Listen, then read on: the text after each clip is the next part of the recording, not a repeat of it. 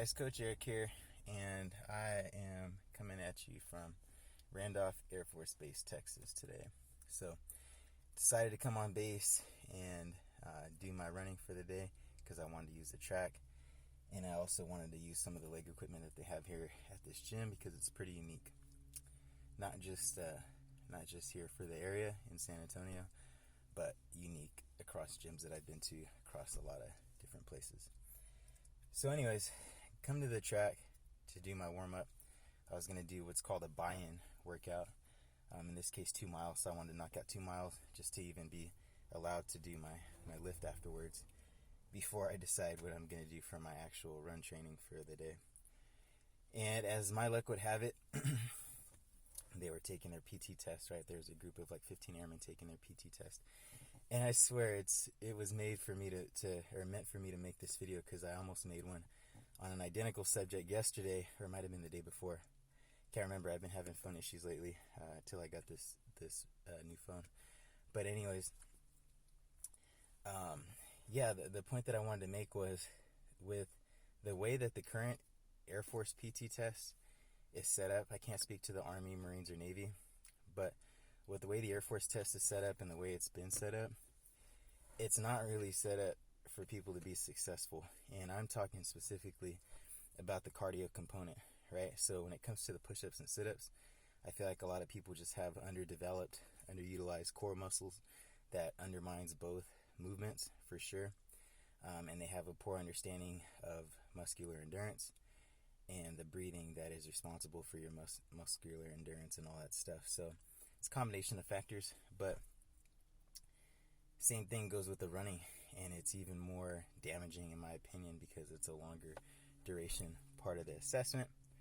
It's probably a larger part of your PT test prep if you're actually prepping for it. And from what I see, and this is what I was going to talk about yesterday, the times are just off. So like people can say what they want, but it's only 1.5 miles, it's only 6 laps, suck it up. That's not a long distance by any means, but that's not a sprint. Not even a 800, which is 2 laps around the track. That's not even considered a sprint necessarily because it's too long to be considered a sprint. So 6 laps around the track, definitely not a sprint, but it's definitely not, long, high-level endurance type of distance either. So anyways, therein lies the problem, because it's like, what are they actually trying to assess? Are they trying to assess service members' speed and their ability to conduct speed under stress? Or are they trying to, assess their endurance, in which case, giving somebody 12 to, 18 minutes to knock out their 1.5 miles, it's not really assessing their endurance. And in my experience, both as a former Air Force member that had to take those tests and as a longtime trainer of about 13 years now, it's just not set up for people to be successful. Because think about it this way, that should be something that you don't necessarily have to train for in the lead up to your PT test. In all honesty, the PT test is just to, integrity check, make sure that you're ready, but you're supposed to always be ready 24/7, 365. So for one, the idea that there's this, common practice of getting ready for the PT test or prepping a couple months out, just starting to train is ridiculous. And I think that part of the culture needs to be gone like yesterday. So that being said, if it is supposed to be by design part of the culture, not something you have to get ready for, hyped up for, then you need to figure out how to make it sustainable, right? Point blank period. It needs to be sustainable. And from what I see when I'm jogging next to these people this morning on the PT test, the type of running that they're doing is not sustainable. So for example, for a beginner age bracket service member, talking that like 18 to 30 category where you have to have, the faster times and all that stuff. For females, it's a little bit different, but for males, the pace that you have to run to be able to pass your PT test equates to almost a 7 on the treadmill, right? And being able to hold that for 12 to 13 minutes. And not that that's difficult, but it's a challenge enough for even an avid runner to where you have to have a strategy going into that. Otherwise, that's not going to be a very efficient run. You might get it done. You might even surprise yourself if you have a little juice at the end and you can go faster. But ultimately, that's not a sustainable effort because you're going into it. I'm seeing people this morning literally mouth breathing on their first lap. You guys know I beat breathing over the head, especially nose breathing. I'm seeing people, their jaws hanging on the floor. They haven't even made it 200 meters around the first lap.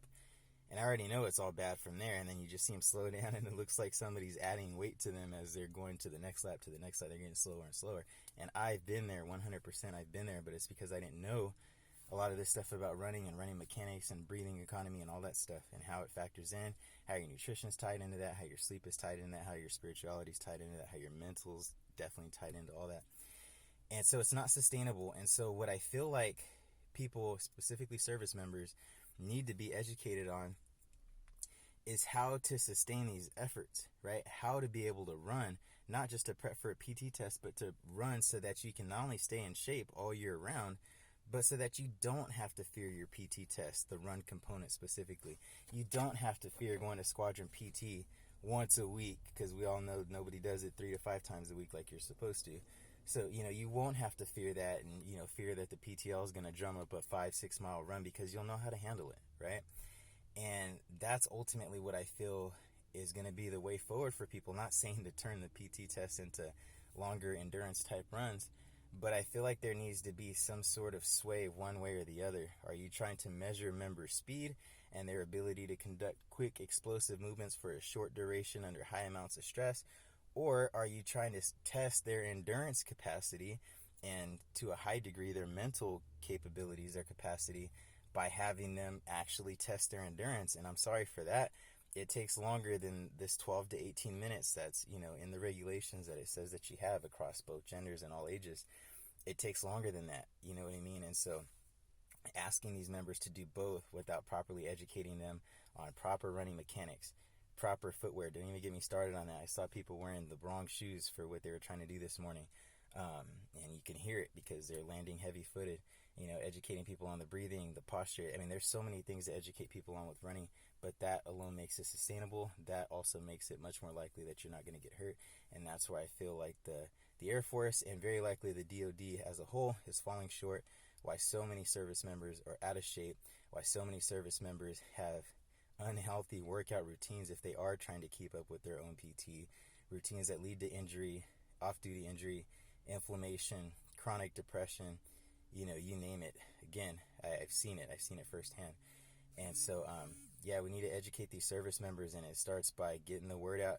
People that know better, do better, say more, talk to more people, impact more.